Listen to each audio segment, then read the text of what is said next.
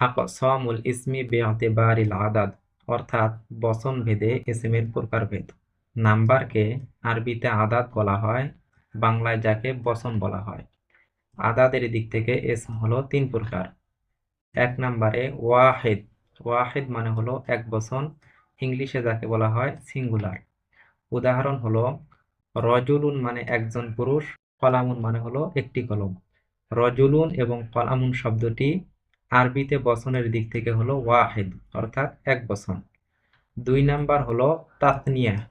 তাসনিয়া মানে হলো দ্বিবচন, যেমন রজুলানে মানে দুইজন পুরুষ, কলামানে মানে হলো দুইটি কলম। তিন নম্বরে হলো জামা, মানে হলো বহু বচন, ইংলিশে যাকে বলা হয় প্লুরাল। উদাহরণ হলো রেজালুন মানে অনেক পুরুষ, আকলামুন মানে হলো অনেক কলম। আশা করি আদাদের দিক থেকে এসএমদের তিন প্রকার আপনারা বুঝতে পারছেন।